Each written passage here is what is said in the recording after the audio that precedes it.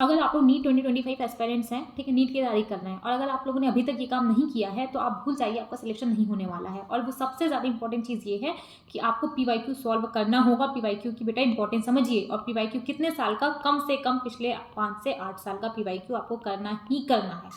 ठीक है, इतने साल का पीवाईक्यू करिए, तब जाके आप सोचिए कि हाँ ठीक है, अब आपका सिलेक्शन हो सकता है, और वो भी कायदे से, करेक्ट मैनर में। देखो, आज के टाइम पे बहुत सारे बच्चे परेशान हैं कि वो कौन सी कोचिंग का टेस्ट सीरीज ले लें, कौन सा कोचिंग का मॉड्यूल लगा लें, जिससे क्या करके वो उनको श्योरिटी मिल सके कि हाँ ठीक है, उनको एक्चुअली किसी को नीट के पेपर से मतलब ही नहीं है, उन्हें टेम्प्रेरी सेटिस्फैक्शन चाहिए कि मैं बड़ी से बड़ी पॉपुलर कोचिंग का टेस्ट पेपर ले लेता हूँ, मैं उसको सॉल्व कर लेता हूँ, जिससे क्या होगा कि हाँ ठीक है, मेरे मार्क्स अच्छे आ जाएंगे और मुझे अच्छा लगेगा कि हाँ मेरा सिलेक्शन हो जाएगा।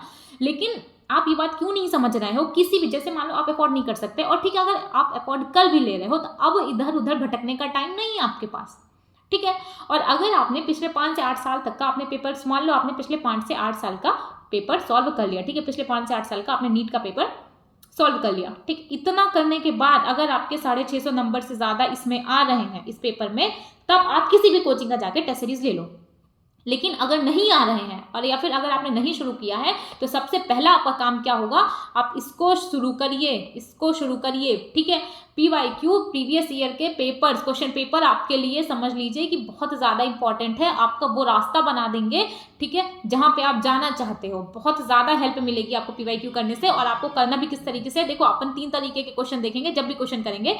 एक वो जो आपका सही होगा, दूसरा वो क्वेश्चन होगा जो आपको नहीं आ रहा होगा, गलत होगा। इन दोनों क्वेश्चन में कोई दिक्कत नहीं है, लेकिन जो अपना नंबर, जो अपने डाउटफुल क्वेश्चंस होते हैं, ठीक है, जो हमारे नंबर को कम कर सकते हैं या फिर हमारे नंबर को बढ़ा सकते हैं, वो थर्ड टाइप के क्वेश्चंस होंगे, जिस क्वेश्चंस में हमको डाउट होता है, जिस क्वेश्चन में हमें लगता है कि यार इसका ऑप्शन नंबर फर्स्ट सही होगा या ऑप्शन नंबर सेकंड सही होगा, जिसमें हमें 50-50% मतलब कभी तो हमने पढ़ा होता है लेकिन क्लियर नहीं होता, कंफर्म नहीं होता कि इसका कौन सा ऑप्शन सही होगा, और हम लोग वहां पे उसको टिक करके आ जाते हैं और एट द एंड वो नेगेटिव हो जाता है और हम उस क्वेश्चन को ध्यान ही नहीं देते।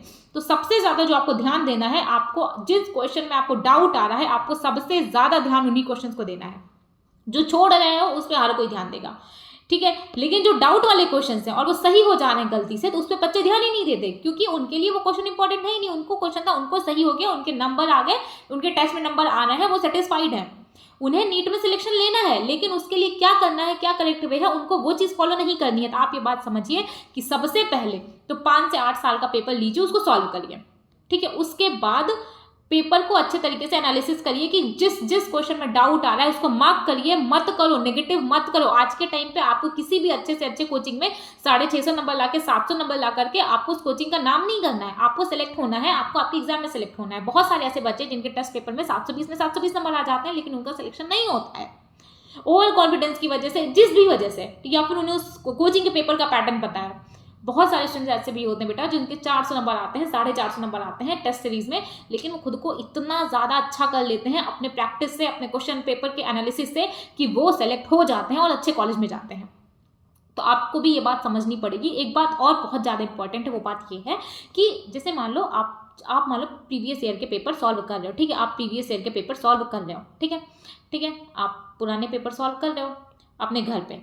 अब क्या, आपने पुराने पेपर सॉल्व कर दिए, आपके नंबर आ रहे हैं, 450 नंबर आ रहे हैं, 500 नंबर आ रहे हैं, लेकिन आपको क्या करना था, आपको लगता है कि मुझे प्रीवियस ईयर का सिर्फ पेपर सॉल्व करना है, यहीं पे बात खत्म हो जाती है। लेकिन बात वहां खत्म नहीं हो रही है। आप ये बात समझिए, अगर आपके घर में बैठ करके 650 नंबर आप नहीं ला पा रहे हो ना, आप घर में बैठ के 650 नंबर नहीं लेकर आ पा रहे हो, तो जब आप नीट का पेपर देने जाओगे वहां पे 650 नंबर तो आप भूल जाइए, सपने में भी आपके नंबर नहीं आने वाले हैं, ठीक है। जब आपके पास उस एग्जाम का पेपर है जो आपका, ठीक है, आपको जो पेपर देना है, आप वहां पे घर पे एक अच्छी इन्वायरमेंट में, हर कंडीशन आपके फेवर में है, आपके 650 नंबर नहीं आ रहे हैं, तो वहां पे कैसे आएंगे, जब आप पेपर पहली बार आपके सामने होगा, जब आपके ऊपर प्रेशर भी होगा, ठीक है, बहुत सारे प्रेशर्स होंगे, आपके माइंड में नेगेटिव थॉट्स भी चल रहे होंगे, आपको फॉर्म फिल भी करना, नाम फिलिंग करना होगा, OMR फिल करना होगा, बहुत सारी चीजें होंगी, वहां पे कैसे आप 650 नंबर लेकर के आओगे। मान लो आपने घर पे क्वेश्चन आप सॉल्व कर रहे हो, आपके 450 नंबर बन रहे हैं, 350 नंबर बन रहे हैं, ठीक है, मान लो कितने भी कम बन रहे हैं, अब इसको 650 कैसे लेके जाना है। मैंने आपको बोला है 5 से 8 साल का पेपर उठाओ, उसको करो, ठीक है, और कम से कम आपको 4 से 5 बार इस पेपर को सॉल्व करना है, 4 से 5 बार। बहुत सारे बच्चे क्या करते हैं, बायोलॉजी का कर देंगे, फिजिक्स और केमिस्ट्री नहीं देंगे। तो आपके पेपर में सिर्फ बायोलॉजी आने वाली, क्या फिजिक्स केमिस्ट्री नहीं पूछी जाने वाली है ना? तो आपको इक्वल इंपॉर्टेंस देना होगा, बहुत अच्छे तरीके से करिए। और 650 को 450, 450 को 350 को आप 650 तक लेकर के आइए। घर पर आपके नंबर कम से कम इतने अच्छे आने चाहिए। और नीट के पुराने पेपर से अच्छी टेस्ट सीरीज बेटा कोई भी नहीं है, कोई टेस्ट सीरीज एलएन की, आकाश की, पीडब्ल्यू की, अनअकैडमी की, किसी कोचिंग की टेस्ट सीरीज आपके पुराने पेपर से बेटर नहीं है।